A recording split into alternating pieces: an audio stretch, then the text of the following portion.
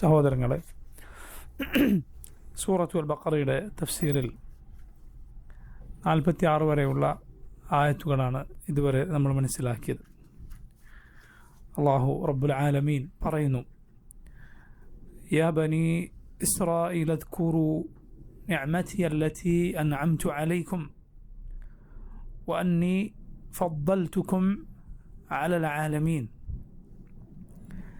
യാ ബനി ഇസ്രായീൽ, ഓ ഇസ്രായേൽ സന്തതികളെ, ഉദ്കുറു നിങ്ങൾ ഓർക്കുക, നിഅമതി എൻ്റെ അനുഗ്രഹങ്ങൾ, അല്ലതി അൻഅംതു അലൈക്കും നിങ്ങൾക്കുമേൽ ഞാൻ ചൊരിഞ്ഞു തന്ന എൻ്റെ നിഅമത്തുകൾ നിങ്ങൾ ഓർക്കുക. വഅന്നി ഫദ്ദൽതുക്കും ഞാൻ നിങ്ങൾക്ക് ഫദ്ൽ നൽകി, ഞാൻ നിങ്ങളെ ശ്രേഷ്ഠരാക്കി എന്നതും ഓർക്കുക. അലൽ ആലമീൻ ലോകരിൽ ഞാൻ നിങ്ങൾക്ക് ശ്രേഷ്ഠത നൽകി എന്നതും നിങ്ങൾ ഓർക്കുക. അള്ളാഹു ഇസ്രായേൽ സന്തതികളെ വീണ്ടും വിളിക്കുകയും അവരോട് അള്ളാഹുവിൻ്റെ നിഅമത്തുകൾ ഓർക്കാൻ പറയുകയും ചെയ്യുന്നു. അള്ളാഹുവിൻ്റെ നിഅമത്തുകൾ ഓർക്കുക അവൻ്റെ ശുക്രിനെ സഹായിക്കും. ശുക്രില്ല എങ്കിൽ അള്ളാഹുവിൻ്റെ നിഅമത്തുകൾ എടുത്തു നീക്കപ്പെടും. അള്ളാഹുവിൻ്റെ നിഅമത്തുകളെ ശുക്രിന് പകരം കുഫ്റിനാൽ അഥവാ നന്ദികേടോടെയാണ് ഒരാൾ സ്വീകരിക്കുന്നത് എങ്കിൽ ആ നിഅമത്തുകൾ എടുത്തു നീക്കപ്പെടാൻ ഏറെ സാധ്യതയുണ്ട്. അള്ളാഹു പറഞ്ഞു: വഇദ് തഅദ്ദന റബ്ബുക്കും ലഇൻ ശകർതും ലഅസീദന്നക്കും വലഇൻ കഫർതും ഇന്ന അദാബി ലശദീദ്. വഇദ് തഅദ്ദന റബ്ബുക്കും നിങ്ങളുടെ റബ്ബ് പ്രഖ്യാപിച്ച സന്ദർഭം, ലഇൻ ശകർതും നിങ്ങൾ നന്ദി കാണിച്ചാൽ ലഅസീദന്നക്കും ഞാൻ നിങ്ങൾക്ക് വർദ്ധിപ്പിച്ച് നൽകുന്നതാണ്. വലഇൻ കഫർതും ഇനി നിങ്ങൾ നന്ദികേട് കാണിക്കുകയാണെങ്കിൽ ഇന്ന അദാബി ലശദീദ് എൻ്റെ ശിക്ഷ അത് കഠിനമായ ശിക്ഷയാണ്. നിഅമത്തുകൾക്ക് ശുക്ർ കാണിക്കുക 3 കാര്യങ്ങളോടെയാണ്. ഒന്ന്, അള്ളാഹുവിൻ്റെ നിഅമത്ത് തിരിച്ചറിയുക, അത് ലഭിച്ചിട്ടുണ്ട് എന്ന് മനസ്സിലാക്കുക. നിഅമത്ത് തിരിച്ചറിയാത്തവനെങ്ങനെയാണ് അള്ളാഹുവിന് നന്ദി കാണിക്കുക? നിഅമത്ത് ഉണ്ട് എന്ന് ഒരാൾ മനസ്സിലാക്കണം.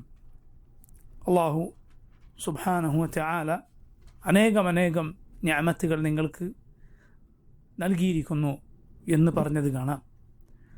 സൂറത്തുൻ നിഅം, അനുഗ്രഹങ്ങളുടെ സൂറത്ത് എന്ന് സൂറത്തുൻ നഹ്ൽ അറിയപ്പെട്ടിട്ടുണ്ട്. ആ സൂറത്ത് നിങ്ങൾ എടുത്തു നോക്കിയാൽ അതിൻ്റെ തുടക്കം മുതൽ അള്ളാഹു തൗഹീദ് പഠിപ്പിച്ചു, അവൻ്റെ നബിമാരെ നിയോഗിച്ചു എന്നതു മുതൽ ഒട്ടനേകം അവൻ്റെ അനുഗ്രഹങ്ങൾ അള്ളാഹു എടുത്തു പറഞ്ഞത് കാണാം. അള്ളാഹു പറഞ്ഞു: വഅസ്ബഗ അലൈക്കും നിഅമഹു ളാഹിറത വബാത്തിന. വഅസ്ബഗ അലൈക്കും നിഅമഹ, അള്ളാഹു നിങ്ങൾക്കുമേൽ അവൻ്റെ അനുഗ്രഹം അതുകൊണ്ട് നിങ്ങളെ മൂടിയിരിക്കുന്നു. ളാഹിറത വബാത്തിന, പുറമേക്ക് കാണുന്ന അനുഗ്രഹങ്ങളും കാണാത്ത അനുഗ്രഹങ്ങളും. റസൂലുള്ളാഹി സ്വല്ലല്ലാഹു അലൈഹി വസല്ലം പറഞ്ഞ ഒരു ഹദീസ് നിഅമത്തുകൾ തിരിച്ചറിയാൻ നമ്മേറെ സഹായിക്കുന്ന കാര്യമാണ്. അവിടുന്ന് സ്വല്ലല്ലാഹു അലൈഹി വസല്ലം പറഞ്ഞു: ഉൻദുറു ഇലാ മൻ ഹുവ അസ്ഫല മിൻകും, നിങ്ങൾ നിങ്ങളിൽ താഴെയുള്ളവരിലേക്ക് നോക്കുക. വലാ തൻദുറു ഇലാ മൻ ഹുവ ഫൗഖക്കും, നിങ്ങൾക്ക് മുകളിലുള്ളവരിലേക്ക് നിങ്ങൾ നോക്കരുത്. ദാലിക അജ്ദറു അല്ലാ തസ്ദറു നിഅമത്തല്ലാഹി അലൈക്കും, അള്ളാഹുവിൻ്റെ നിഅമത്തുകൾ നിസാരമായി തോന്നാതിരിക്കാൻ അതാണ് നല്ലത്. നിഅമത്ത് ഒരുപാട് എനിക്കുണ്ട് എന്നൊരാൾ തിരിച്ചറിയാതെ ഒരാൾക്ക് നിഅമത്തിന് ശുക്ർ ചെയ്യുക സാധ്യമല്ല. രണ്ടാമത്തേത്, നാവ് കൊണ്ട്, ഹൃദയം കൊണ്ടും നാവ് കൊണ്ടും ആ ശുക്ർ കാണിക്കുക എന്നതാണ്. അൽഹംദുലില്ലാഹ് എന്ന് പറയുക. അത് വളരെ ലളിതമായ വാക്കാണ് എങ്കിലും അതിൻ്റെ പ്രതിഫലം വളരെ വലുതാണ്. റസൂലുള്ളാഹി സ്വല്ലല്ലാഹു അലൈഹി വസല്ലം പറഞ്ഞു: വൽഹംദുലില്ലാഹ് തംലഉൽ മീസാൻ. അൽഹംദുലില്ലാഹ് തംലഉൽ മീസാൻ. അൽഹംദുലില്ലാഹ് എന്ന വാക്ക് മീസാൻ നിറക്കുന്ന വാക്കാണ്. പരലോകത്തെ മീസാനാകട്ടെ ആകാശഭൂമികളെ തൂക്കാൻ മാത്രം വലിപ്പമുള്ളതാണ്. ആകാശഭൂമികളെ തൂക്കണമെങ്കിൽ പരലോകത്തെ തുലാസിൽ തൂക്കാം, പക്ഷേ അത് നിറയും അൽഹംദുലില്ലാഹ് എന്ന വാക്കുകൊണ്ട് എന്ന് റസൂലുള്ളാഹി സ്വല്ലല്ലാഹു അലൈഹി വസല്ലം പറഞ്ഞത് കാണാം. ആ വാക്കിൻ്റെ വലിപ്പം അറിയണമെങ്കിൽ ഒരു കാര്യം ചിന്തിച്ചാൽ മതി. എന്താണത്? മുഅ്മിനീങ്ങൾക്ക് നാളെ പരലോകത്ത് സ്വർഗം ലഭിച്ചാൽ സ്വർഗത്തെക്കാൾ വലിയ എന്ത് നിഅമത്താണുള്ളത്? ഒന്നുമില്ല. പക്ഷേ സ്വർഗം ലഭിച്ചാൽ അവർ പറയുന്നത് അൽഹംദുലില്ലാ എന്നാണ്. അൽഹംദുലില്ലാഹില്ലദി ഹദാനാ ലിഹാദ വമാ കുന്നാ ലിനഹ്തദിയ ലൗലാ അൻ ഹദാന അല്ലാഹ്. ഇതിലേക്ക് ഞങ്ങളെ വഴി നടത്തിയ അള്ളാഹുവിനാണ് എല്ലാ സ്തുതിയും. അള്ളാഹു വഴി നടത്തിയില്ലായിരുന്നെങ്കിൽ ഇതിലേക്കുള്ള വഴിയിൽ ഞങ്ങൾ ഒരിക്കലും എത്തിച്ചേരില്ലായിരുന്നു. അൽഹംദുലില്ലാ എന്നാണ് അവർ പറയുന്നത്. റബ്ബ് അവൻ്റെ ഔദാര്യത്താൽ, അവൻ്റെ റഹ്മത്തിനാൽ, അവൻ്റെ നിഅമത്തുകൾക്ക് ശുക്റായി ഇത് അള്ളാഹു സ്വീകരിക്കുന്നു. നബി സല്ലല്ലാഹു അലൈഹി വസല്ലം പറഞ്ഞത് കാണാം, അള്ളാഹു തൃപ്തിപ്പെടുന്നു നിങ്ങളിൽ ഒരാൾ ഒരു ഉരുള ഭക്ഷണം കഴിച്ച് ഒരിറക്ക് വെള്ളം കുടിച്ച് അൽഹംദുലില്ലാ എന്ന് പറയുന്നത്. കുറച്ചെന്തെങ്കിലും തിന്നാണ്, ഒരു ചെറിയ ഭക്ഷണം, ഒരു ലഘു ഭക്ഷണം ഒന്ന് വായിലിട്ട് താഴേക്ക് ഇറങ്ങിയതാണ്. അൽഹംദുലില്ലാ എന്ന് നീ പറയുന്നു. ഒരിറക്ക് വെള്ളം കുടിച്ചതാണ്. അൽഹംദുലില്ലാ എന്ന് നീ പറഞ്ഞാൽ അള്ളാഹു അത് തൃപ്തിപ്പെടുന്നു. ഇന്നല്ലാഹ യർദാ എന്നാണ് റസൂലുള്ളാഹി സ്വല്ലല്ലാഹു അലൈഹി വസല്ലം പറയുന്നത്. അള്ളാഹുവിൻ്റെ തൃപ്തി വളരെ വലുതാണ്. അള്ളാഹുവിൻ്റെ റിദാ അത് എത്ര വലുതാണ്, വളരെ വളരെ വലുതാണ്. അപ്പോൾ നോക്കൂ, നന്ദി കാണിക്കുക, അൽഹംദുലില്ലാ എന്ന് പറയുക, അത് ഒരിക്കലും മറക്കരുത്, മടിക്കരുത്. അതിൻ്റെ വില വളരെ വലുതാണ്.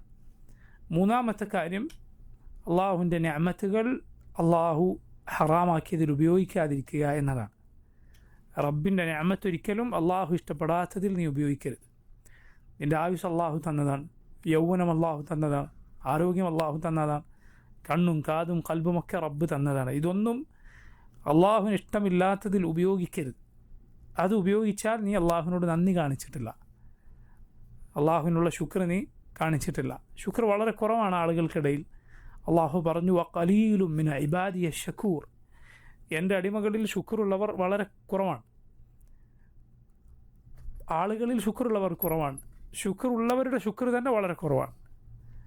പടപ്പുകളിലെ ശുക്ർ കാണിക്കുന്ന ആളുകൾ വളരെ കുറവാണ്, ശുക്ർ കാണിക്കുന്നവരുടെ ശുക്ർ തന്നെ വളരെ വളരെ കുറവാണ്. ഖലീലു മിൻ ഇബാദിയ ശക്കൂർ, അള്ളാഹു പറഞ്ഞു എൻ്റെ അടിമകളിൽ ശുക്ർ കാണിക്കുന്നവർ വളരെ വളരെ കുറവാണ്. നമ്മുടെ റസൂൽ സല്ലല്ലാഹു അലൈഹി വസല്ലം കാലുകളിൽ നീര് വരുവോളം രാത്രി നിസ്കരിക്കുന്നത് കണ്ടപ്പോൾ ആയിഷ റളിയല്ലാഹു അൻഹ ചോദിച്ചു, നബി എന്തിനാണ് മുൻകഴിഞ്ഞതും വരാനിരിക്കുന്നതുമായ പാപങ്ങളൊക്കെ പൊറുക്കപ്പെട്ട അങ്ങ് ഇങ്ങനെ ചെയ്യുന്നത്?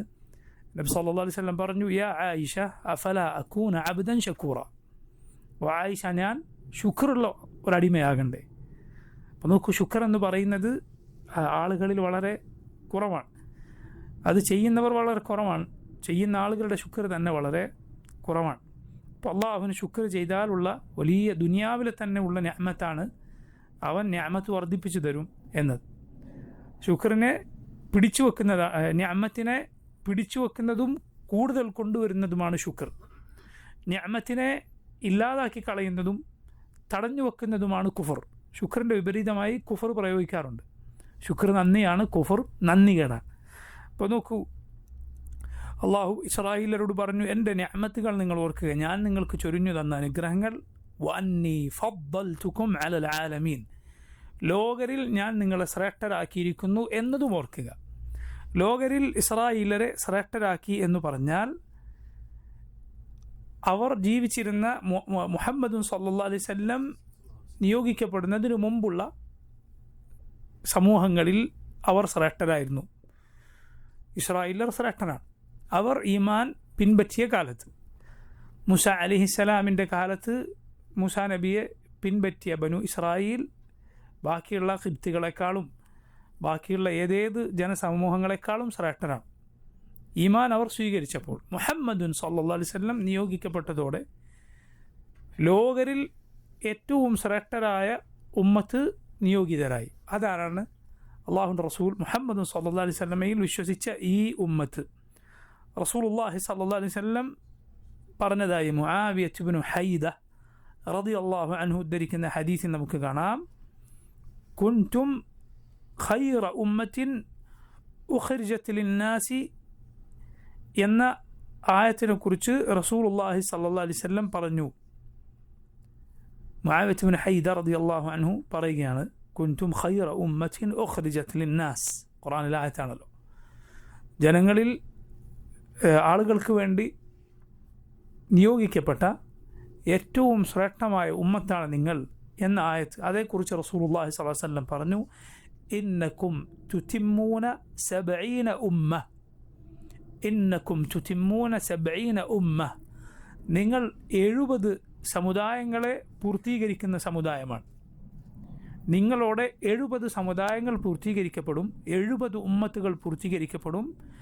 അൻതും ഖൈറുഹാ വ അക്രമുഹാ അലല്ലാഹ്, നിങ്ങളാണ് അതിൽ ഏറ്റവും ശ്രേഷ്ഠരായ, അള്ളാഹുവിൽ ഏറ്റവും സ്ഥാനമുള്ള ഉമ്മത്ത്.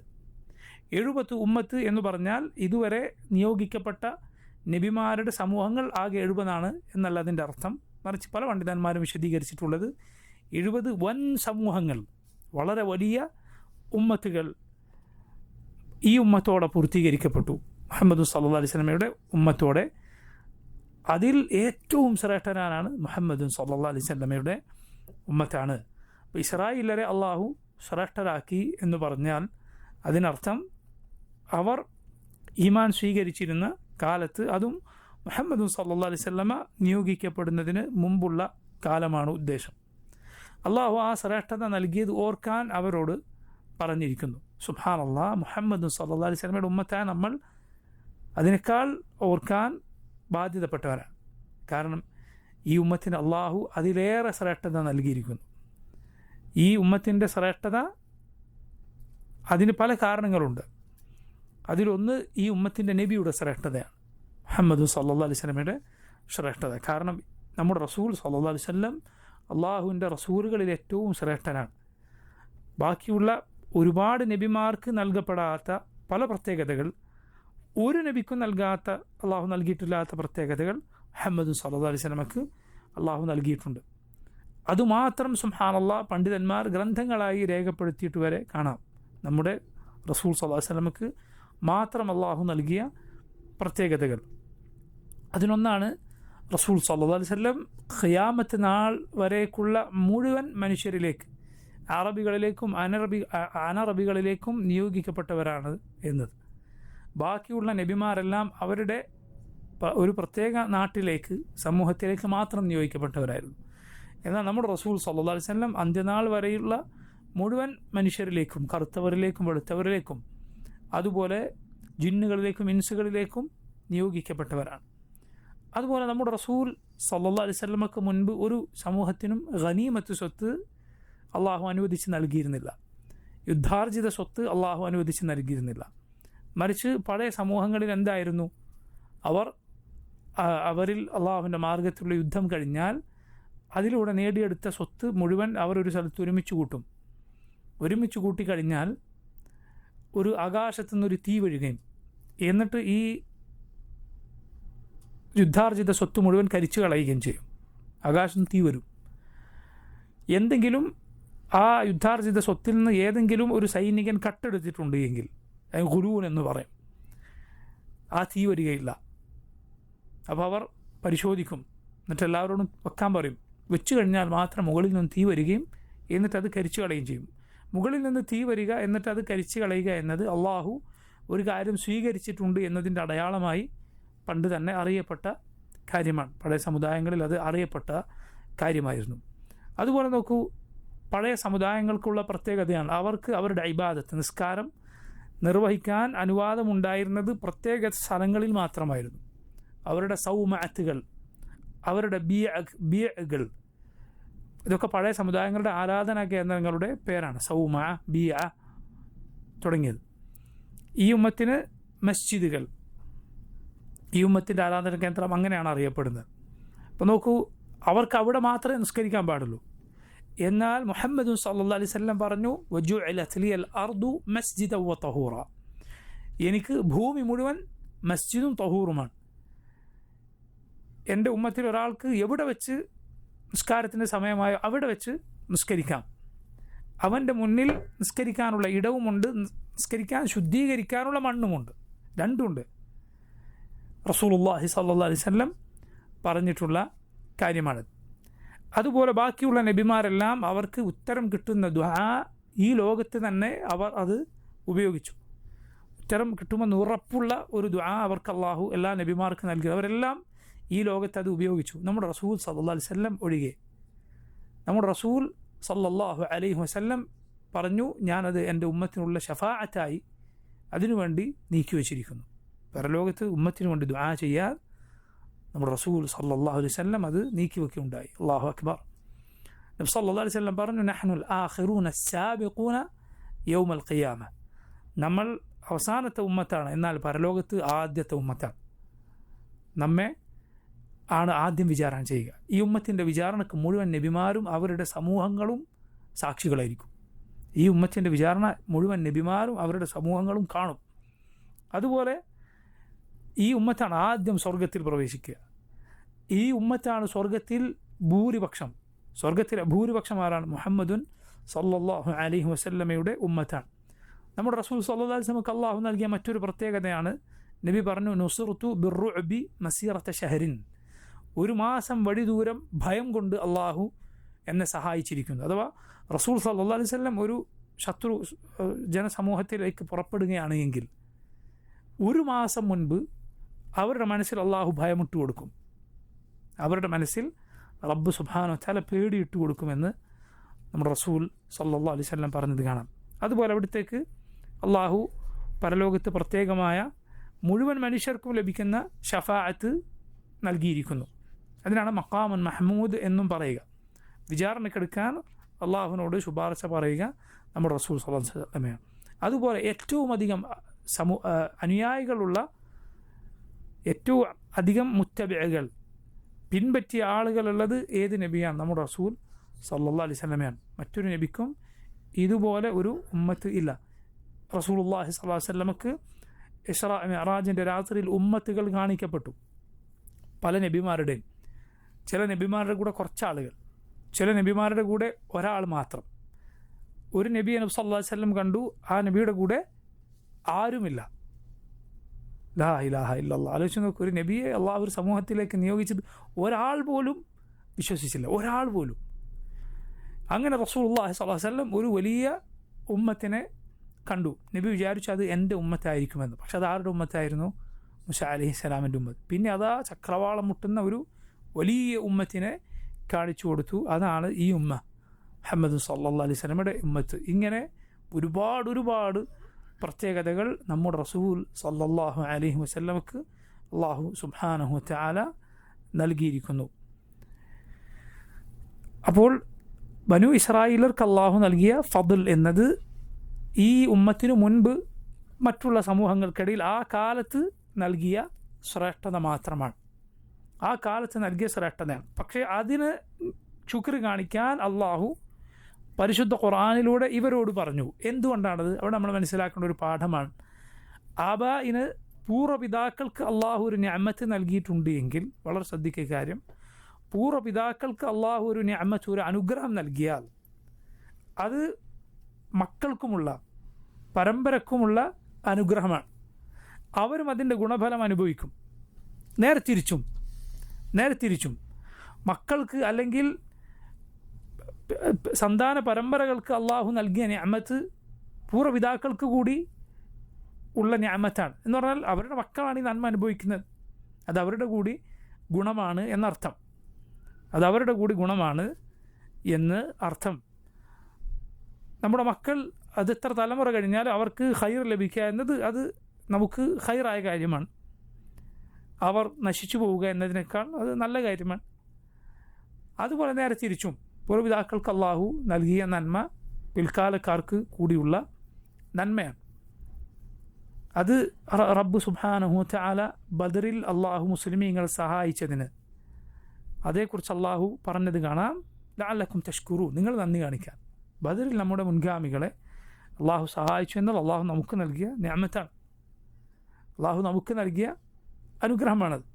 അതുകൊണ്ട് മുൻഗാമികൾക്ക് അള്ളാഹു നൽകിയ നിഅമത്ത് പിൽക്കാലക്കാരെ അള്ളാഹു ഓർമ്മപ്പെടുത്തിയിരിക്കുന്നു.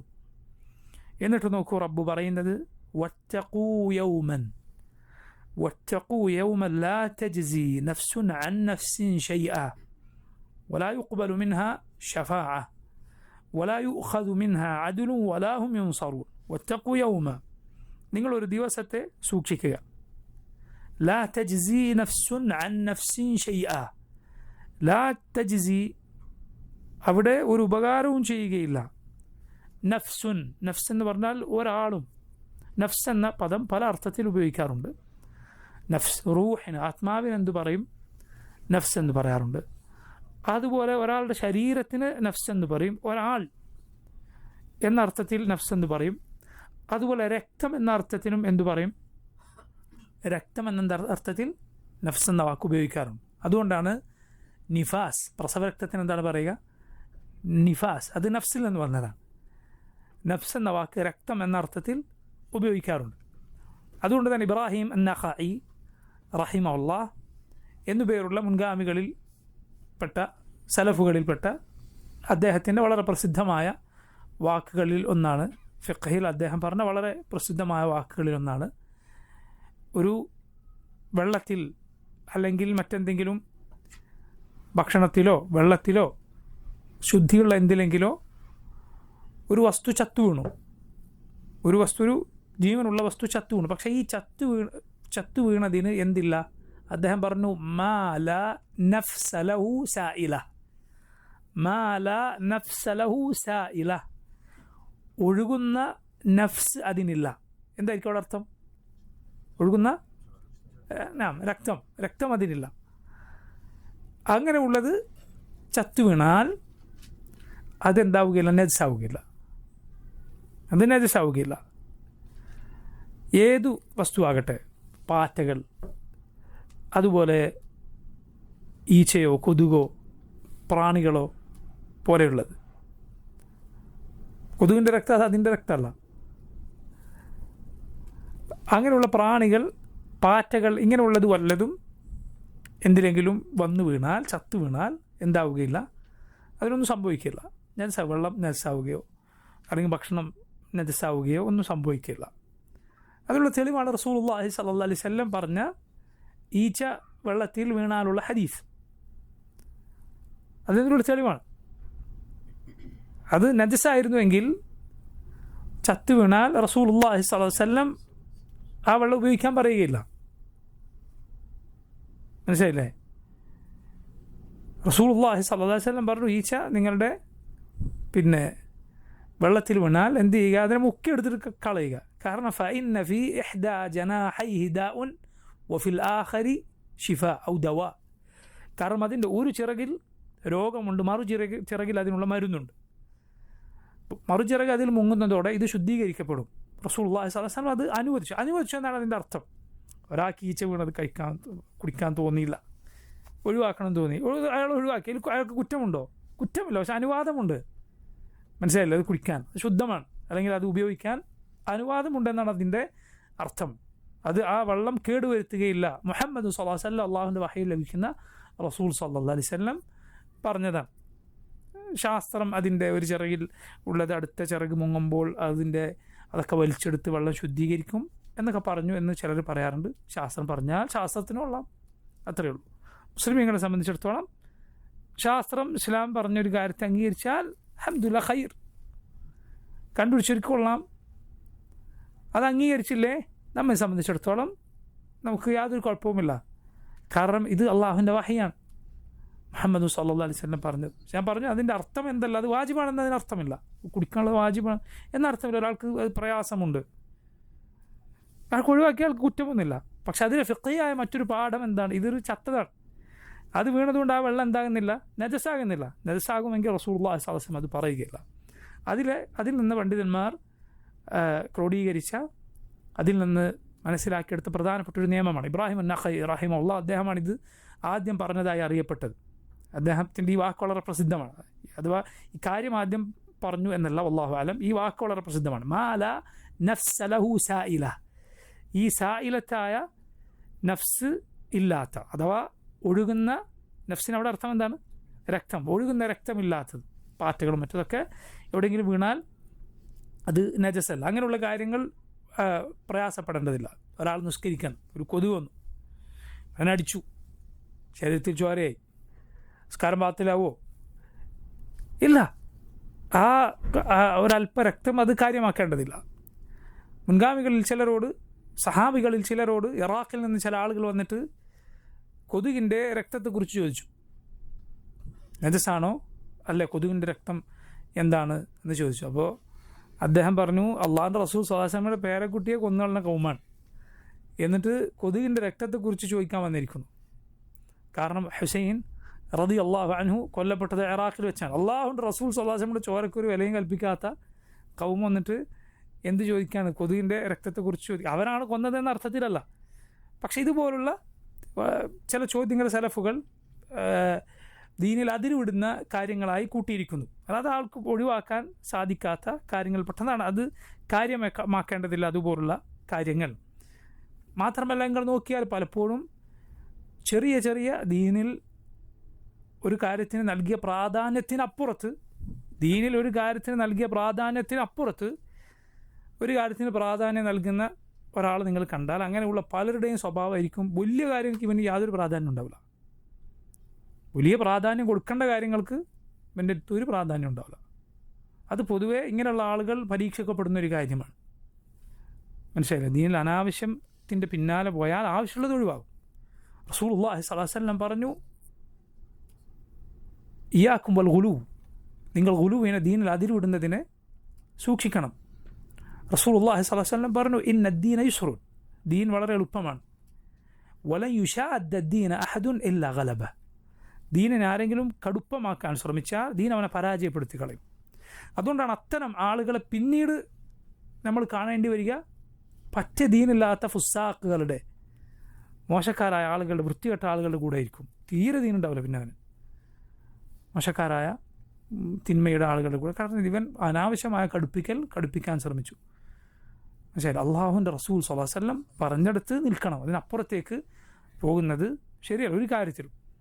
അപ്പോൾ നോക്കൂ, ഇറാഖുകാർ ഇങ്ങനെ വന്ന് ചോദിച്ചതിന് റസൂലുള്ളാഹി സഹാബത്തിൽ ചിലർ പറഞ്ഞ മറുപടിയാണ് ഞാൻ പറഞ്ഞു വന്നത്. നഫ്സിന് ഈ അർത്ഥമുണ്ട്, രക്തമെന്ന അർത്ഥമുണ്ട്, ദേഹം എന്നർത്ഥമുണ്ട്. അതുപോലെ ഒരാളെ മൊത്തത്തിൽ നഫ്സ് എന്ന് പറയാം. മനസ്സിലായില്ലേ? മനസ്സ് എന്ന അർത്ഥത്തിൽ നഫ്സ് ഉപയോഗിക്കാറുണ്ട്. മനസ്സ് എന്ന അർത്ഥത്തിൽ നഫ്സ് ഉപയോഗിക്കാറുണ്ട്, ഒരാളുടെ ഹൃദയം അല്ലെങ്കിൽ മനസ്സ് എന്ന അർത്ഥത്തിൽ. അള്ളാഹു പറഞ്ഞു വനഫ്സിൻ വമാ സവ്വാഹ, നഫ്സും അതിനെ ശരിപ്പെടുത്തിയതും തന്നെ സത്യം. ഫഅൽഹമഹ ഫുജൂറഹ വതഖ്വാഹ, അതിൻ്റെ നന്മയും അതിൻ്റെ വൃത്തികേടും അള്ളാഹു അതിന് ബോധന നൽകിയിരിക്കുന്നു. ഖദ് അഫ്ലഹ മൻ സക്കാഹ വഖദ് ഖാബ മൻ ദസ്സാഹ, അത് ശുദ്ധീകരിച്ചവൻ വിജയിച്ചു, അത് തിന്മകളിൽ കുഴിച്ചുമൂടിയവൻ പരാജിതനായിരിക്കുന്നു. ഖുർആനിൽ ഇത്രയധികം കാര്യം സത്യം ചെയ്ത് അള്ളാഹു വേറൊരു കാര്യം പറഞ്ഞിട്ടില്ല.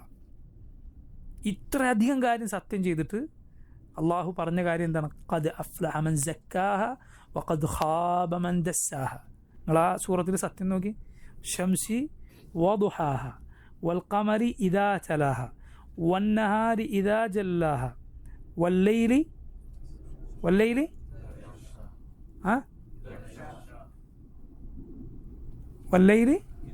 ഇദാ യഗ്ഷാഹ വന്നഹാരി ഇദാ ജല്ലാഹ. പിന്നെ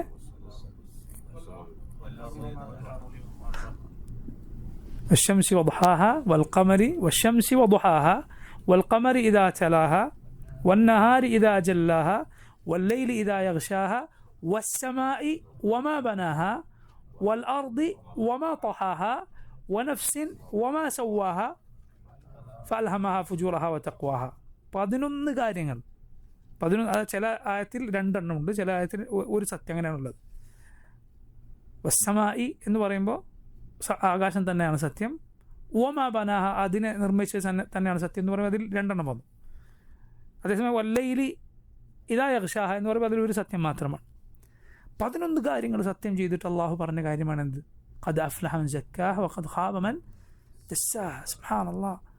ഇമാം അൽ ഖയ്യിം റഹിമഹുല്ലാഹ് അതേക്കുറിച്ച് പറയുകയുണ്ടായി, നഫ്സ് എന്ന് പറയുന്നത് നിലവാരമുള്ളതുണ്ടാവും, വളരെ നിലവാരമുള്ളത്, ഉയർന്നത്. അത് സഞ്ചരിക്കുന്നത് അർശിന് ചുറ്റും തവാഫ് ചെയ്യുന്ന മലായിക്കത്തിൻ്റെ കൂടെ ആണ് ആ നഫ്സുള്ളത്. അവൻ ഭൂമിയിലാണ് എങ്കിലും അത്രയും ഔന്നത്യമുള്ള നഫ്സ്.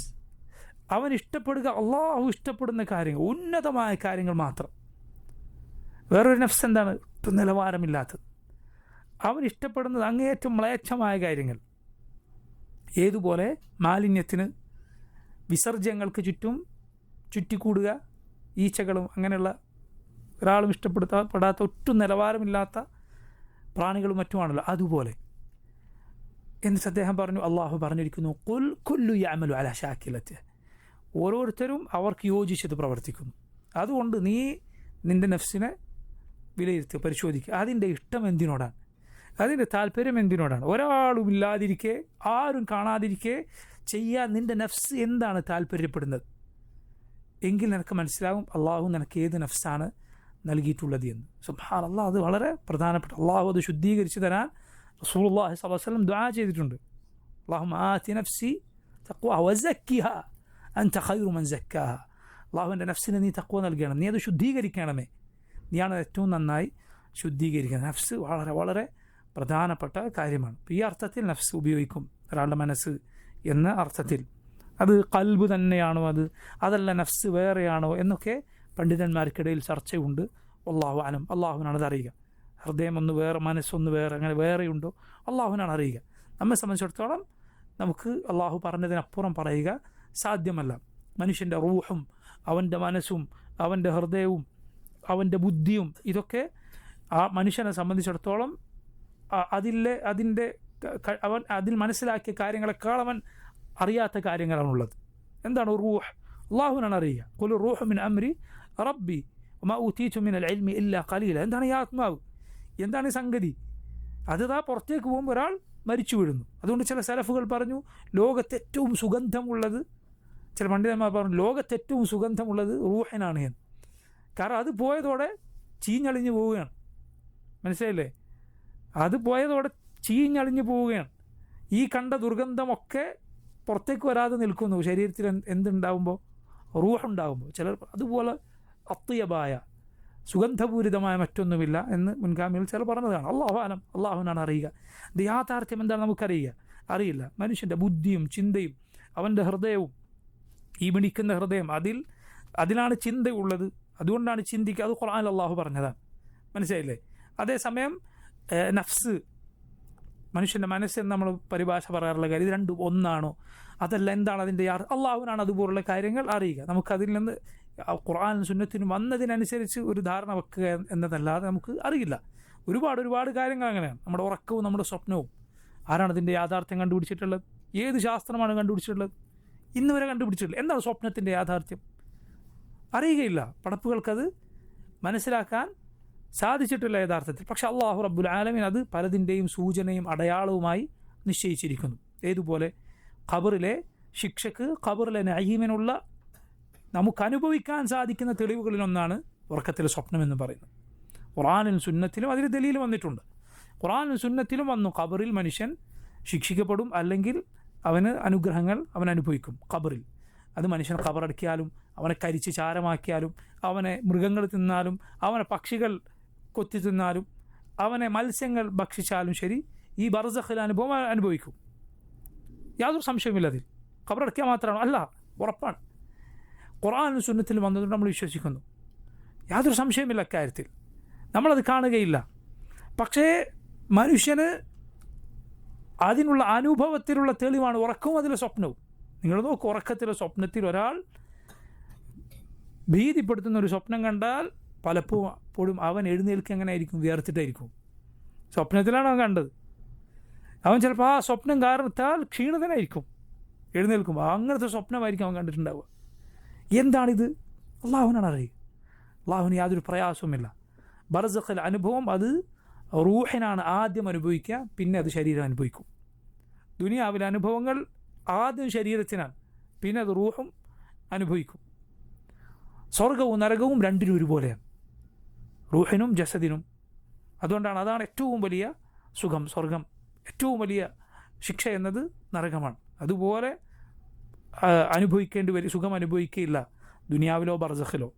അതുപോലെ ശിക്ഷയും അനുഭവിക്കുകയില്ല നരകം പോലെ ദുനിയാവിലോ ബർസഖിലോ. നസ്അലുല്ലാഹൽ ആഫിയ വസ്സലാമ.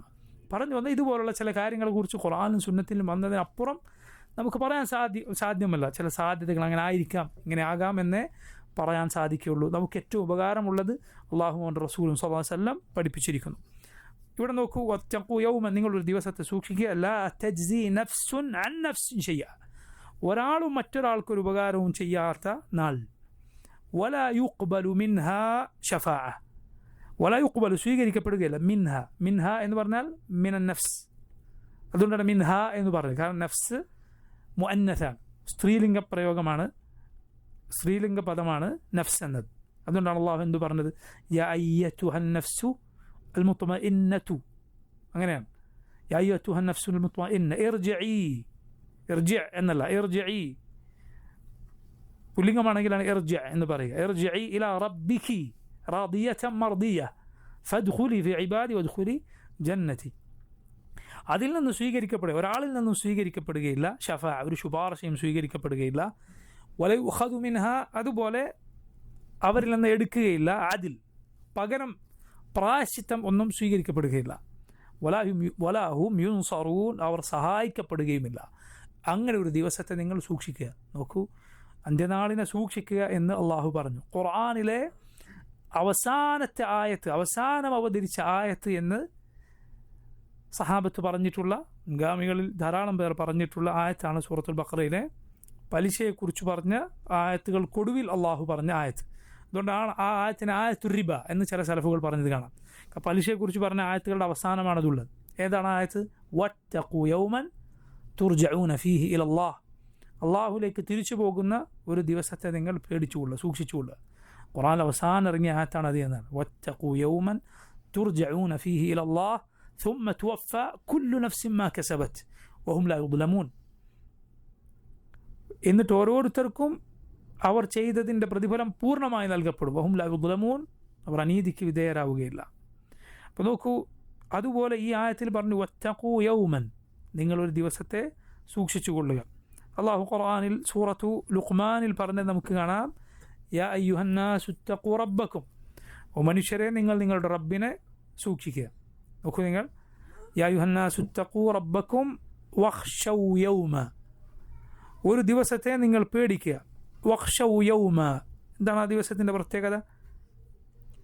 ലാ യജ്സി വാലിദുൻ അൻ വലദിഹി വലാ മൗലൂദുൻ ഹുവ ജാസിൻ അൻ വാലിദിഹി ഷൈഅ. ഒരു വാലിദും തൻ്റെ വലദിന്, ഒരു പിതാവും തൻ്റെ സന്താനത്തിന് ഒരു ഉപകാരം ചെയ്യുകയില്ല. വലാ മൗലൂദുൻ ഹുവ ജാസിൻ അൻ വാലിദിഹി ഷൈഅ, ഒരു സന്താനവും തൻ്റെ പിതാവിന് ഒരു ഉപകാരവും ചെയ്യുകയില്ല, ഒന്നും നേടിക്കൊടുക്കാൻ സാധിക്കുകയില്ല. നിങ്ങൾ നോക്കൂ, അല്ലാഹു അക്ബർ, അള്ളാഹുവിൻ്റെ നബിമാർ പോലും അവരുടെ സ്വന്തക്കാർക്ക് ഒന്നും അവരുടെ അമലില്ലെങ്കിൽ അവർക്ക് നേടിക്കൊടുക്കാൻ സാധിക്കില്ല. ആരാണ് പറയുന്നത്? റസൂലുള്ളാഹി സ്വല്ലല്ലാഹു അലൈഹി വസല്ലം. നബി സല്ലല്ലാഹു അലൈഹി വസല്ലം അവിടുത്തെ ബന്ധുക്കളെ, ഏറ്റവും പ്രിയപ്പെട്ട ആളുകളെ, മകളെ ഫാത്തിമയെ, നബി സല്ലല്ലാഹു അലൈഹി വസല്ലം മകൾ ഫാത്തിമയെക്കുറിച്ച് പറഞ്ഞ എന്താണ്? ഫാത്തിമ മിന്നി, എൻ്റെ ഒരു കഷ്ണമാണ് ഫാത്തിമ. ഫാത്തിമയെ ആരെങ്കിലും പ്രയാസപ്പെടുത്തിയാൽ അത് എന്നെ പ്രയാസപ്പെടുത്തിയതുപോലെയാണ് എന്ന് അള്ളാഹുവിൻ്റെ റസൂൽ സല്ലല്ലാഹു അലൈഹി വസല്ലം പറഞ്ഞു. അങ്ങനെയുള്ള ഫാത്തിമയെ വരെ വിളിച്ച് നബി പറഞ്ഞു, മോളെ സലി, നീ ചോദിച്ചോളൂ, ഈ ദുനിയാവിൽ നിന്ന് വല്ലതും, എൻ്റെ സമ്പത്തിൽ നിന്ന് ചോദിച്ചോളൂ, പക്ഷേ ലാ ഉഗ്നി അൻകി മിൻ അല്ലാഹി ഷൈഅ, അള്ളാഹുവിൽ നിന്നൊന്നും നിനക്ക് നേടിത്തരാൻ എനിക്ക് സാധിക്കുകയില്ല. റസൂലുള്ളാഹി സ്വല്ലല്ലാഹു അലൈഹി വസല്ലം കുടുംബക്കാരെ വിളിച്ച് പറഞ്ഞതാണ്. നബി സല്ലല്ലാഹു അലൈഹി വസല്ലം ആളുകൾക്ക് അവരുടെ അമൽ ശരിയല്ല എങ്കിൽ അള്ളാഹുവിൻ്റെ ശിക്ഷയിൽ നിന്ന് അവരെ രക്ഷപ്പെടുത്താൻ റസൂലുള്ളാഹി സ്വല്ലല്ലാഹു അലൈഹി വസല്ലമക്കോ അള്ളാഹുവിൻ്റെ നബിമാർക്കോ സാധ്യമല്ല. ഒരു പിതാവിന് പകരം അവരുടെ ശിക്ഷ മാറ്റിക്കൊടുക്കാൻ സന്താനത്തിനോ, സന്താനത്തിൻ്റെ മാറ്റിക്കൊടുക്കാൻ പിതാവിനോ സാധ്യമല്ല. അങ്ങനെയുള്ള ദിവസമാണത്. അതിനെ നിങ്ങൾ സൂക്ഷിക്കുക. വത്തഖൂ യൗമൻ ലാ തജ്സി നഫ്സുൻ അൻ നഫ്സിൻ ഷൈഅ വലാ യുഖ്ബലു മിൻഹാ ശഫാഅ, ഒരു ശുപാർശയും അതിൽ നിന്ന് സ്വീകരിക്കപ്പെടുകയില്ല. അപ്പോൾ നോക്കൂ, ശുപാർശ അതിൻ്റെ അടിസ്ഥാന നിയമം എന്താണ്? നിങ്ങൾ ഖുർആനിൽ ബഹുഭൂരിപക്ഷം ആയത്തുകൾ എടുത്താലും പരലോകത്ത് ശുപാർശയില്ല, ശുപാർശ നടക്കുകയില്ല എന്നിങ്ങനെയാണ് കാണാൻ സാധിക്കുക. എന്തുകൊണ്ടാണത്? കാരണം ജനങ്ങളിൽ ബഹുഭൂരിപക്ഷവും വിചാരിച്ചു വരുന്ന ശുപാർശ അത് നടക്കാത്ത ശുപാർശയാണ്. മുശ്രിക്കുകൾ ജൽപ്പിച്ചു പോരുന്ന ശുപാർശ നടക്കാത്ത ശുപാർശയാണ്. അതല്ല പരലോകത്തെ ശുപാർശ എന്ന് പറയുന്നത്. എന്ന് മാത്രമല്ല, ഇബ്നുൽ ഖയ്യിം റഹിമഹുല്ലാഹ് അദ്ദേഹം പറഞ്ഞതുപോലെ ശുപാർശയുടെ ആകത്തുക എന്നാൽ അത് അള്ളാഹുവിൽ നിന്നാണ് അള്ളാഹുവിലേക്കാണ്. അള്ളാഹു പറഞ്ഞു ഖുൽ ലില്ലാഹി ശഫാഅത്തു ജമീഅ, അള്ളാഹുവിൻ്റെതാണ് ശുപാർശ മുഴുവൻ. കാരണം അത് പറയുക ആരാണ്? അവൻ അനുവാദം നൽകിയവർ മാത്രം. അവൻ അനുവാദം നൽകിയവരെ അവനോട് ശുപാർശ പറയും. ആർക്കാണത് ഉപകാരപ്പെടുക? അവൻ തൃപ്തിപ്പെട്ടവർക്ക് മാത്രം. അവൻ തൃപ്തിപ്പെട്ടവർക്കേ ഉപകാരപ്പെടൂ, അവൻ അനുവാദം നൽകിയവരെ അത് പറയുകയും ചെയ്യുകയുള്ളൂ.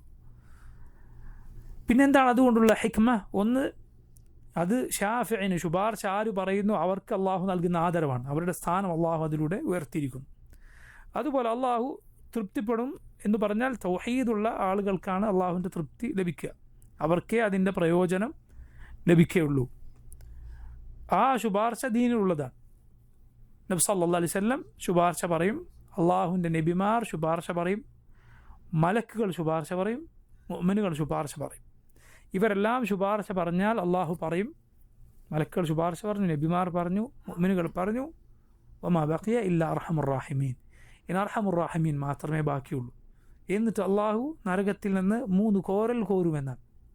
3 കോരൽ കോരും. അതിൽ മുവഹിദുകളായ ആളുകൾ മുഴുവൻ നരകത്തിൽ നിന്ന് രക്ഷപ്പെടും എന്നാണ്. ഉമർ ഇബ്നുൽ ഖത്താബ് റളിയല്ലാഹു അൻഹു ആ ഹദീസ് കേട്ടാൽ അദ്ദേഹം അത് കേട്ട് ഏറെ സന്തോഷിക്കുകയുണ്ടായി. കാരണം അദ്ദേഹം പറഞ്ഞു, റബ്ബിൻ്റെ ആ 3 കോരലിൽ ഇനി ഒരാൾ ഒഴിവായി പോകുമെന്ന് ഞാൻ വിചാരിക്കുന്നില്ല എന്ന് ഉമർ ഇബ്നുൽ ഖത്താബ് റളിയല്ലാഹു അൻഹു പറയുകയുണ്ട്. അതിനർത്ഥം ശിക്ഷിക്കപ്പെടുകയില്ല എന്നല്ല, മറിച്ച് ശിക്ഷ അനുഭവിച്ചതിന് ശേഷമുള്ള കാര്യമാണ്. കാരണം ഒസാത്തുൽ മുഅ്മിനീൻ, മുഅ്മിനീങ്ങളിലെ തിന്മ ചെയ്ത ഒരു വിഭാഗം നരകത്തിൽ ശിക്ഷിക്കപ്പെടും, ശാശ്വതരല്ല, പക്ഷെ ശിക്ഷിക്കപ്പെടും എന്നത് ഉറപ്പാണ്. മനസ്സിലായില്ലേ? ശിക്ഷിക്കപ്പെടും എന്നത് ഉറപ്പാണ്. ഈ മുഴുവൻ മുഅ്മിനീങ്ങളെയും, തിന്മ ചെയ്ത മുഴുവൻ മുഅ്മിനീങ്ങളെയും അള്ളാഹു നരകത്തിൽ പ്രവേശിപ്പിക്കാതെ പുറത്തു കൊടുത്ത് സ്വർഗത്തിൽ പ്രവേശിപ്പിക്കുമെന്നല്ല നമ്മൾ വിശ്വസിക്കുന്നത്. മറിച്ച് മുഅ്മിനീങ്ങളിൽ ചിലരെ നരകത്തിൽ ശിക്ഷിച്ച ശേഷമേ അള്ളാഹു സ്വർഗത്തിലാക്കിയുള്ളൂ. ഉറപ്പാണ് അക്കാര്യം. ചിലരെ നരകത്തിൽ ശിക്ഷിച്ച ശേഷമേ അള്ളാഹു സ്വർഗത്തിലാക്കുകയുള്ളൂ എന്നത് ഉറപ്പുള്ള കാര്യമാണ്. കാരണം എങ്കിലേ ഈ ശുപാർശയുടെ ഹദീസുകളൊക്കെ സഹിയാവുകയുള്ളൂ. മനസ്സിലായില്ലേ? ശുപാർശയുടെ ഈ ഹദീസ് എന്ന് പറയുന്നത് ഇതുപോലുള്ള പിഴച്ച കക്ഷികൾ അഥവാ വൻപാപങ്ങൾ ചെയ്തവർ കാഫറുകളാകും എന്നൊക്കെ വാദമുള്ള ഖവാരിജികളെ പോലെയുള്ള ആളുകൾക്കുള്ള ശക്തമായ മറുപടിയാണ്. അതുകൊണ്ടാണ് ഖവാരിജികളിൽപ്പെട്ട ഒരാൾ പഴയ കാലത്ത് അവർ മുസ്ലിമീങ്ങൾക്കെതിരിൽ വാളെടുത്ത് അവരെ കൊല്ലാൻ പുറപ്പെടാൻ തീരുമാനിച്ചതായിരുന്നു.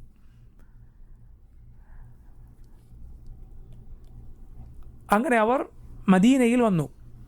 മദീനയിൽ മസ്ജിദുൻ നബവിയിൽ ചെന്നപ്പോൾ അവർ കാണുകയാണ് ജാബിർ ബിൻ അബ്ദുല്ലാഹ് റളിയല്ലാഹു അൻഹു നബി സല്ലല്ലാഹു അലൈഹി വസല്ലം സഹാബി മസ്ജിദുൻ നബവിയിൽ ഒരു തൂണിൽ ചാരിയിരുന്ന് ജനങ്ങൾക്ക് റസൂലുള്ളാഹി സ്വല്ലല്ലാഹു അലൈഹി വസല്ലം ഹദീസ് പഠിപ്പിച്ചു കൊടുക്കുകയാണ്.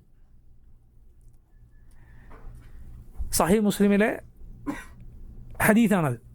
സഹീഹ് മുസ്ലിമിൽ ആ ഹദീസ് വന്നിട്ടുണ്ട്. അത് ഈ ഹദീസായിരുന്നു പരലോകത്ത് നരകക്കാരായ ആളുകളെ അള്ളാഹു രക്ഷപ്പെടുത്തുന്ന, നബി സല്ലല്ലാഹു അലൈഹി വസല്ലം ശുപാർശയാൽ രക്ഷപ്പെടുത്തുന്ന, മുഅ്മിനീങ്ങളുടെ ശുപാർശയാൽ രക്ഷപ്പെടുത്തുന്ന ഹദീസ്. ഇത് ഇവർ കേട്ടു. ഇത് ഇവരുടെ വാദം മുഴുവൻ പൊളിച്ചുകളയുന്ന ഹദീസാണല്ലോ. കാരണം അവരുടെ വാദഗതി പ്രകാരം ഒരാൾ വൻപാപം ചെയ്താൽ ഇസ്ലാമിൽ നിന്ന് പുറത്തുപോയി, പിന്നെ ഒരിക്കലും നരകത്തിൽ നിന്ന് മോചിതനാവുകയില്ല. ഇത് കേട്ടപ്പോൾ അവരിൽ ഒരാൾ മറ്റുള്ളവരോട് ചോദിച്ചു, നിങ്ങൾ കരുതുന്നുണ്ടോ ഈ ഷെയ്ഖ് ഇദ്ദേഹം റസൂലുള്ളാഹി സ്വല്ലല്ലാഹു അലൈഹി വസല്ലമയുടെ പേരിൽ കളവ് പറയുന്നു എന്ന്? ആരാണത്? ജാബിർ ബിൻ അബ്ദുല്ലാഹ് റളിയല്ലാഹു അൻഹു, സഹാബിയാണ്. ഇദ്ദേഹം ഈ ഷെയ്ഖ് റസൂലുള്ളാഹി സ്വല്ലല്ലാഹു അലൈഹി വസല്ലമയുടെ പേരിൽ കളവ് പറയുന്നു നിങ്ങൾക്ക് തോന്നുന്നുണ്ടോ എന്ന് അതിലൊരാൾ മറ്റുള്ളവരോട് ചോദിച്ചു. അങ്ങനെ അവർ മുഴുവൻ ആ ബിദ്അത്തിൽ നിന്ന്, ഖവാരിജികളുടെ വാദത്തിൽ നിന്ന് തൗബ ചെയ്ത് മടങ്ങി ഒരാളൊഴികെ, ആ കൂട്ടത്തിലുണ്ടായിരുന്ന ഒരാളൊഴികെ ബാക്കി എല്ലാവരും തൗബ ചെയ്ത് മടങ്ങിയുണ്ടായി. പണ്ഡിതന്മാർ പറയുകയുണ്ടായി, ഇതാണ് പറയുന്നത്, ഏതേത് ബിദ്അത്തിൻ്റെ കക്ഷികളുണ്ടോ അവരൊക്കെ രക്ഷപ്പെടുത്താൻ, അവരെ നന്മയിലേക്ക് നയിക്കാനുള്ള വഴി ഇൽമാണ്, അറിവാണ്. റസൂലുള്ളാഹി സ്വല്ലല്ലാഹു അലൈഹി വസല്ലമയിൽ നിന്ന് വന്നു കിട്ടിയ അറിവ്. കാരണം ഈ കൊടിയ മുസീബത്തുമായി ഇറങ്ങിയ കൗമാണിത്. ആ ജാബിർ റളിയല്ലാഹു അൻഹുവിൻ്റെ മജ്ലിസ് അത് കേൾക്കാൻ, ആ ഹദീസ് കേൾക്കാൻ അള്ളാഹു അവർക്ക് തൗഫീഖ് നൽകിയില്ലായിരുന്നെങ്കിൽ എത്രയോ മുസ്ലിമീങ്ങളെ കൊല്ലാനിറങ്ങിയ കൗമാണിത്. ഖവാരിജികളാണ്, ചില്ലറക്കാരല്ല. വാളെടുത്തിറങ്ങാൻ ഇരുന്ന ടീമാണ്. കാരണം മുസ്ലിമീങ്ങളൊക്കെ കുഫാറുകളാണ്. അവരുടെ വാദപ്രകാരം അവർക്കെതിരിൽ ഇറങ്ങി പുറപ്പെടാൻ നിന്നതാണ്. പക്ഷേ ജാബിർ റളിയല്ലാഹു അൻഹുവിൻ്റെ മജ്ലിസിലൂടെ അവർ കടന്നു പോകാൻ അള്ളാഹു അവർക്ക് തൗഫീഖ്, അള്ളാഹുവിൻ്റെ റഹ്മത്തിനാൽ അവരത് കേട്ടു. സഹീഹ് മുസ്ലിമിൽ നമുക്ക് ഈ സംഭവം കാണാം. സുബ്ഹാനല്ലാഹ്. നമുക്കതാണ് അറിവാണ് നമുക്ക് ഏതേത് ബിദ്അത്തിനെ എതിർക്കാനോ ആളുകളെ മോചിപ്പിക്കാനോ അതിനെ രക്ഷപ്പെടുത്താനുള്ള വഴി. വേറെ വഴിയൊന്നുമില്ല. ആളുകളുടെ എന്തെങ്കിലും അവരുടെ വാക്ചാതുര്യോ അല്ലെങ്കിൽ അങ്ങനെയുള്ള എന്തെങ്കിലും ഡിപ്ലോമസിയോ അതൊന്നുമല്ല, മറിച്ച് അറിവാണ് ഏറ്റവും പ്രധാനപ്പെട്ട വഴി. അതില്ല എങ്കിൽ അതിൻ്റെ പിൻബലമില്ല എങ്കിൽ ഫലം അത് താൽക്കാലികമോ അല്ലെങ്കിൽ വളരെ കുറവോ ആയിരിക്കും. ഇൽമിൻ്റെ പിൻബലമുള്ള ദഅവ, അതിനാണ് ശരിയായ മാറ്റം ഉണ്ടാക്കാൻ സാധിക്കുക. അതിൽ മാറിയ ഒരാളാണ് അവൻ്റെ മാറ്റമാണ് നിലനിൽക്കുക. അതല്ലാത്ത എന്തെങ്കിലും വൈകാരികമായ എന്തെങ്കിലും കേട്ട് കുറച്ച് നേരം ഇങ്ങനെ തിന്മയിൽ നിന്ന് ഒഴിവായി അല്ലെങ്കിൽ എന്തെങ്കിലും വാദഗതികളിൽ നിന്ന് മാറുന്നു, അതിനൊന്നും ഉറപ്പില്ല. ഇൽമിനാണ് ഉറപ്പുള്ളത്, അതാണ് ഉറച്ചു നിൽക്കുക. അള്ളാഹു നമുക്ക് ഉപകാരപ്രദമായ അറിവ് എന്നും നൽകുമാറാകട്ടെ. അപ്പം നോക്കൂ, അള്ളാഹു പറയുന്നു വലാ യുഖ്ബലു മിൻഹാ ശഫാഅ വലാ യുഖദു മിൻഹാ അദ്ൽ. അതുപോലെ അദ്ലും സ്വീകരിക്കപ്പെടുകയില്ല. അദ്ൽ എന്നാൽ ഇവിടെ അർത്ഥം പകരം എന്തെങ്കിലും നൽകുക, ഫിദിയ നൽകുക, പ്രായശ്ചിത്തം നൽകുക. അത് പരലോകത്ത് സ്വീകരിക്കുകയില്ല. അല്ലാഹു അക്ബർ. അള്ളാഹു പറഞ്ഞു, ഭൂമി മുഴുവൻ സ്വർണം ഒരാൾക്കുണ്ട് എന്ന് സങ്കല്പിക്കുക, അത് മുഴുവൻ തരാം എന്ന് പറഞ്ഞാലും പരലോകത്ത് ഒരാൾ ശിക്ഷയിൽ നിന്ന് രക്ഷപ്പെടുകയില്ല.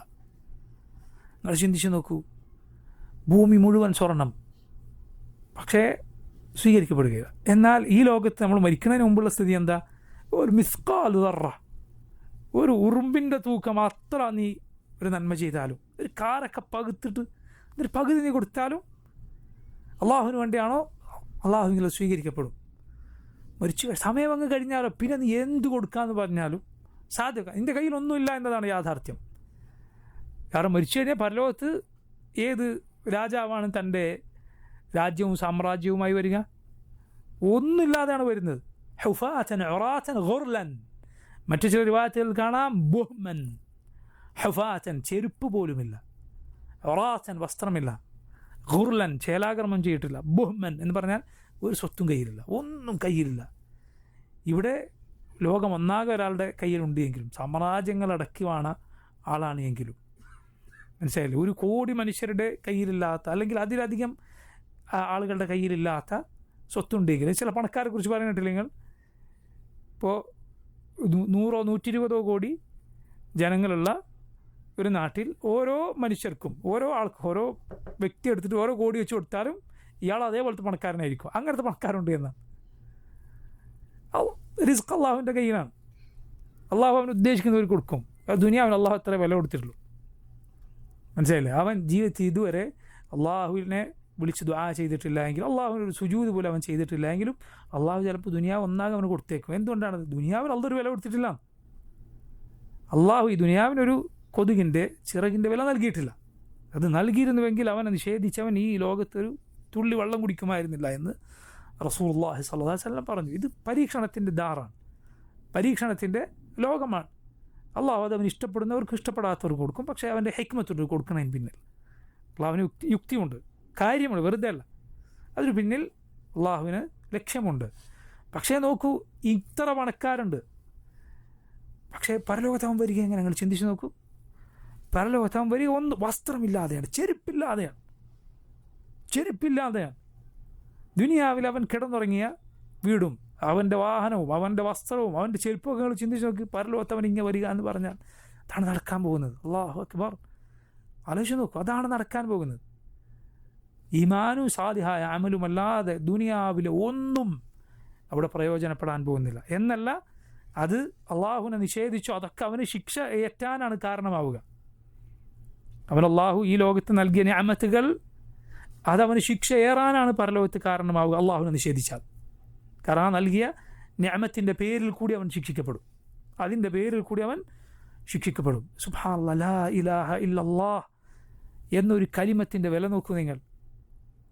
ഈ ഷഹാദ അതാണ് ആളുകളെ മാറ്റിയത്.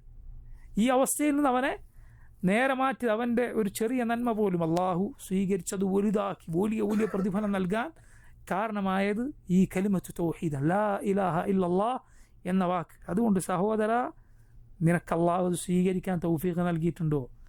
ആ കോടാനുകോടികൾ കയ്യിലുള്ളവനേക്കാൾ അള്ളാഹു നിനക്ക് നിഅമത്ത് ചൊരിഞ്ഞിട്ടുണ്ട്. ആ കോടികൾ കയ്യിലുള്ളവനേക്കാൾ അള്ളാഹു നിനക്ക് അനുഗ്രഹം ചൊരിഞ്ഞിട്ടുണ്ട്. അള്ളാഹു നിനക്ക് എന്ത് പഠിപ്പിച്ചു? നിന്നെ എന്തിലേക്ക് നയിച്ചു? ലാ ഇലാഹ ഇല്ലല്ലാഹ് എന്ന കലിമത്ത് തൗഹീദിലേക്ക് നയിച്ചു. അവൻ നിയോഗിച്ച റസൂലിനെ മുഹമ്മദ് സല്ലല്ലാഹു അലൈഹി വസല്ലമയെ പിൻപറ്റുന്നതിലേക്ക് നിന്നെ നയിച്ചു. ചില സലഫുകൾ പറയാറുണ്ട്, അള്ളാഹു ഖുർആനിൽ ചിലരെ കുറിച്ച് പറഞ്ഞു, വഅഖ്സമൂ ബില്ലാഹി ജഹദ ഈമാനിഹിം, വഅഖ്സമു ബില്ലാഹി ജഹദ ഇമാനിഹിം, അവർ അവരുടെ എല്ലാ സാധ്യമാകുന്ന എല്ലാ ശപഥവും എല്ലാ സത്യവും ചെയ്തുകൊണ്ട് പറഞ്ഞു അഖ്സമു ബില്ലാഹി ജഹദ ഇമാനിഹിം, അത്രയും ശക്തമായ സത്യം ചെയ്ത് പറയുകയാണ് ഖൗമെന്ത്, ലാ യബ്അസുല്ലാഹു മൻ യമൂത്ത്, അള്ളാഹു ഒരിക്കലും മരിച്ചവരെ ജീവിപ്പിക്കാൻ പോകുന്നില്ല. സലഫുകളിൽ ചിലർ പറഞ്ഞു സുബ്ഹാനല്ലാഹ്, റബ്ബേ ഞാൻ എന്ത് പറയുന്നവനാണ്, എൻ്റെ സാധ്യമായ എല്ലാ സത്യവും ചെയ്തുകൊണ്ട് യബ്അസുല്ലാഹു മൻ യമൂത്ത്, അള്ളാഹു മരിച്ചവരെ ജീവിപ്പിക്കുന്നവനാണ് എന്ന് പറയുന്നവൻ. നിങ്ങൾ നോക്കൂ, നിങ്ങൾ രണ്ടിൻ്റെ വ്യത്യാസം. ഇത് പറയാൻ അള്ളാഹു നിനക്ക് തൗഫീഖ് നൽകിയെങ്കിൽ അള്ളാഹു നിനക്ക് ഖൈർ ഉദ്ദേശിച്ചിട്ടുണ്ട് എന്നതിൻ്റെ അടയാളമാണ്. അത് കളഞ്ഞു കൊടുക്കരുത്, നീ അത് നശിപ്പിച്ച് കളയരുത്. നിൻ്റെ തിന്മകൾ കൊണ്ട് അത് നഷ്ടപ്പെട്ടു പോകാൻ ഒരിക്കലും ഇടവരുത്തരുത്. തിന്മകൾ അത് കാരണത്താൽ ചിലപ്പോൾ പിന്നീട് വലിയ തിന്മയിലേക്ക്, അതിനേക്കാൾ വലുതിലേക്ക് പോയി ഈമാൻ നഷ്ടപ്പെട്ടേക്കാം, തൗഹീദ് പോയേക്കാം. നഊദു ബില്ലാഹ്, അള്ളാഹു നമ്മെ കാത്തുരക്ഷിക്കുമാറാകട്ടെ. അതുകൊണ്ട് അള്ളാഹു നൽകിയ നിഅമത്ത് എത്രയാണെന്ന് മനസ്സിലാക്കുക. പരലോകത്തൊരു പകരം അള്ളാഹു സ്വീകരിക്കുകയില്ല. ഒരു പകരവും എന്ത് കൊടുക്കാമെന്ന് പറഞ്ഞാൽ സ്വീകരിക്കുകയില്ല. ഒരാൾ കൊതിച്ചു പോകും, എന്ത്, മക്കളെ കൊടുത്തിട്ട് എന്നെ അള്ളാഹു രക്ഷിച്ചിരുന്നെങ്കിൽ. നിങ്ങൾ ആലോചിച്ച് നോക്കൂ ആ നാളിൻ്റെ ഭയാനകത. കാരണം ഈ ലോകത്ത് മനുഷ്യൻ നേരെ തിരിച്ചാണ് ചിന്തിക്കുക. എന്ത് പറ്റിയാൽ എൻ്റെ മക്കൾക്കൊന്നും പറ്റരുത് എന്നാണ് ആളുകൾ ചിന്തിക്കുക. അങ്ങനെ സ്വയം ത്യാഗങ്ങൾ വരിക്കുന്ന ആളുകളാണ് മനുഷ്യർ. പൊതുവേ മനുഷ്യരുടെ സ്വഭാവം അങ്ങനെയാണ്. തിന്മ ചെയ്യുന്ന ആളുകൾക്ക് പോലും പലർക്കും ആ സ്വഭാവമുണ്ട്. എൻ്റെ മക്കളൊന്നും ആവരുത്, ഞാൻ ഇതിനു വേണ്ടി മരിക്കും എന്ന് പറയുന്ന ആളുകളില്ലേ. പക്ഷേ പരലോകത്ത് പറയുമെന്നാണ്, എന്ത്, എൻ്റെ മക്കളെ ശിക്ഷിച്ചിട്ട് എന്നെ രക്ഷപ്പെടുത്തിയേക്കും. ആ ദിനം അത്രയും അപകടം പിടിച്ചതായതുകൊണ്ടാണ്. അതുകൊണ്ടാണ് ഔറാത്ത് നോക്കാൻ അവിടെ തോന്നാത്തത്.